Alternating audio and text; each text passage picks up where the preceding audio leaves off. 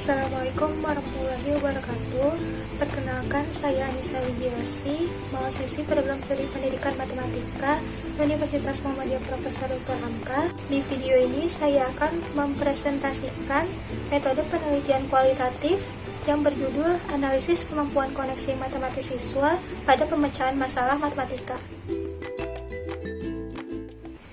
Bab 1, pendahuluan. Bab 1 ini terdiri dari 5 subbab. Yang pertama, latar belakang.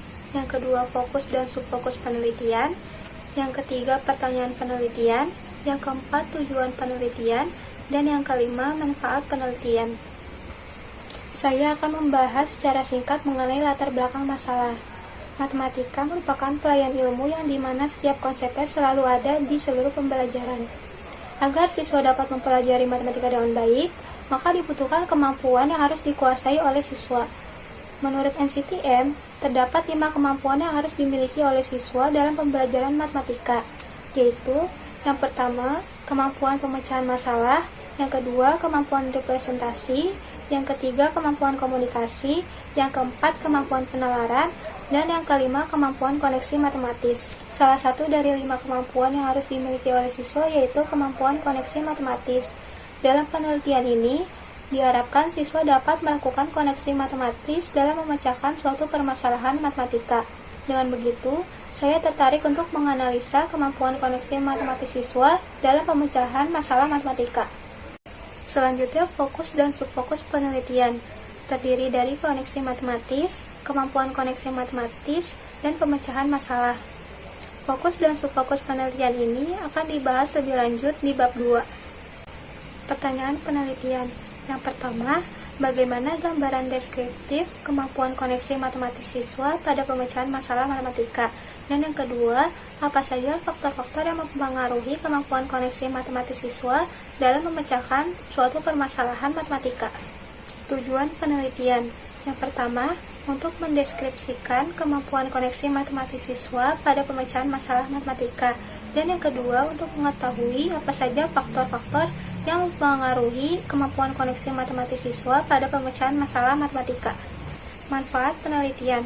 Yang pertama, untuk sekolah, memberikan masukan untuk pihak sekolah dalam memajukan mutu pelajaran, terutama pelajaran matematika. Untuk guru, memberikan alternatif pendekatan pembelajaran baru untuk meningkatkan kemampuan koneksi matematis siswa. Bagi siswa, dapat meningkatkan semangat belajar matematika, mendorong siswa untuk suka matematika, sehingga dapat menumbuhkan motivasi belajar matematika. Untuk kampus, dapat dijadikan referensi mahasiswa UHAMKA yang ingin melakukan penelitian lebih lanjut mengenai kemampuan koneksi matematika. Bab 2 mengenai kajian teori. Pada bab 2 ini terdapat 2 subfokus yang akan dibahas. Yang pertama, deskripsi konseptual fokus dan subfokus penelitian, dan yang kedua, penelitian yang relevan. Deskripsi konseptual fokus dan subfokus penelitian. Yang pertama, koneksi matematis. Koneksi matematis dapat diartikan sebagai pengaitan ide-ide matematika, baik antar topik matematika atau dengan topik lain, serta dengan kehidupan sehari-hari. Yang kedua, kemampuan koneksi matematis. Kemampuan koneksi matematis merupakan kemampuan siswa untuk memahami bahwa matematika terdiri dari berbagai topik yang saling berkaitan satu sama lain. Menurut NCTM, terdapat 3 indikator kemampuan koneksi matematis, yaitu yang pertama, mengenal dan menggunakan keterhubungan antar ide-ide matematika. Yang kedua, memahami ide-ide matematika dihubungkan dan dibangun satu sama lain. Dan yang ketiga, mengenal dan menggunakan matematika dalam konteks di luar matematika. Dan yang ketiga adalah pemecahan masalah. Pemecahan masalah merupakan suatu proses pemikiran untuk menemukan jalan keluar dari sebuah masalah yang dihadapi demi mencapai tujuan yang diinginkan. Menurut Debnitnas, kemampuan pemecahan masalah mempunyai tujuan untuk melatih cara berpikir dalam menarik kesimpulan, mengembangkan kemampuan menyampaikan informasi, atau mengkomunikasikan ide-ide matematika dalam bentuk lisan, tulisan, gambar, dan sebagainya. Selanjutnya, penelitian yang relevan. Penelitian yang pertama dilakukan oleh Itam Mafiatul Aliyah, Yuyu Yuhana, Cecep Anwar Hadi, Firdaus Santosa tahun 2019 dengan judul Kemampuan Koneksi Matematis Siswa ditinjau dari kemampuan awal dan gender. Hasilnya, perempuan memiliki kemampuan awal tinggi dibandingkan dengan laki-laki. Subjek perempuan menjawab soal dengan rinci dibandingkan laki-laki. Penelitian yang kedua dilakukan oleh Felix Yuda Yulian, Ika Santia, Aan Nurfarudianto tahun 2020 dengan judul Analisis Kemampuan Koneksi Matematis pada Pemecahan Masalah Matematika ditinjau dari kecerdasan emosional siswa. Hasilnya, siswa dengan kecerdasan emosional tinggi dalam memecahkan masalah dapat memenuhi seluruh indikator yang terintegrasi dalam langkah-langkah pemecahan masalah. Penelitian yang ketiga dilakukan oleh Dinda Nurul Admi, Puji Nur Fauzia, Eis Eti Rohaiti tahun 2018 dengan judul Analisis Kemampuan Koneksi Matematis Siswa SMP ditinjau dari self-efisiensi siswa. Hasilnya, siswa yang memiliki self-efisiensi tinggi, maka kemampuan koneksi matematisnya juga tinggi. Penelitian yang keempat dilakukan oleh Nurainah, Risa Marvanasari, Puji Nur Fauzia tahun 2018 dengan judul Analisis Kesulitan Kemampuan Koneksi Matematis Siswa SMP kelas 8 pada materi bangun datar.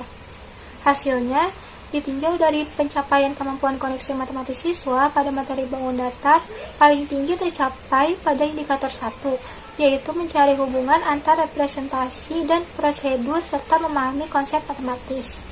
Penelitian yang kelima dilakukan oleh Pipit Fitriani, Afrius Nita Fitriani, Pamila Malinda, Mitra Siti Hajar tahun 2018 dengan judul Analisis Kemampuan Koneksi Matematis Siswa MTS ditinjau dari self-confidence.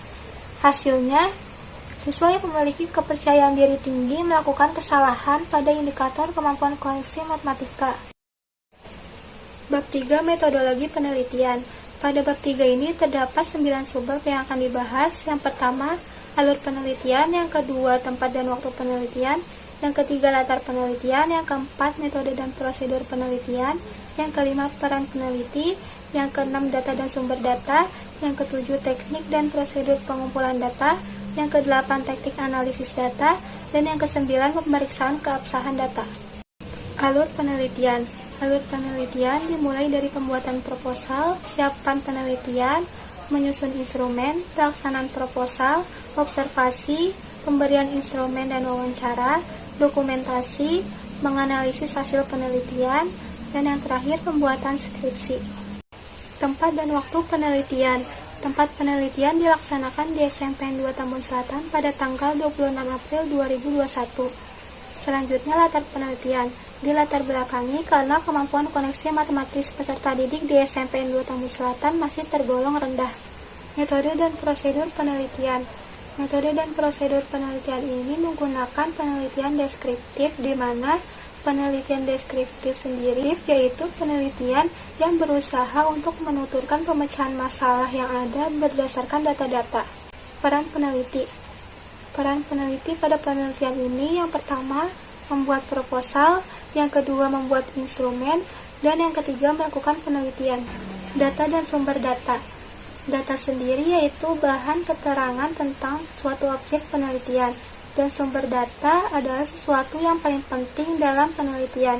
Pada penelitian ini, peneliti membagi dua sumber data. Yang pertama, sumber data primer. Sumber data primer dengan mengadakan observasi dan wawancara kepada subjek penelitian. Dan yang kedua, sumber data sekunder. Sumber data sekunder diperoleh dari hasil dokumentasi berupa foto, catatan, dan sebagainya. Selanjutnya, teknik pengumpulan data. Yang pertama, melakukan tes uraian soal untuk mengetahui kemampuan koneksi matematis siswa. Yang kedua, melakukan wawancara terhadap 3 peserta didik berdasarkan tingkatan kemampuan koneksi matematis. Ketiga, pengambilan dokumentasi berupa foto. Teknik analisis data. Yang pertama, reduksi data dengan mengumpulkan seluruh data yang tersedia dan kemudian dikaji untuk dibuat sebuah rangkuman. Yang kedua, penyajian data dilakukan dalam bentuk tabel maupun grafik. Ketiga, verifikasi data dilakukan secara bertahap untuk memperoleh kepercayaan yang tinggi. Pemeriksaan keabsahan data pada penelitian ini dilakukan triangulasi dengan sumber, di mana dengan membandingkan hasil wawancara dengan data-data yang tersedia. Sekian presentasi mengenai metodologi penelitian kualitatif dengan judul Analisis Kemampuan Koneksi Matematis Siswa pada Pemecahan Masalah Matematika. Mohon maaf jika banyak kesalahan dalam video ini. Wassalamualaikum warahmatullahi wabarakatuh.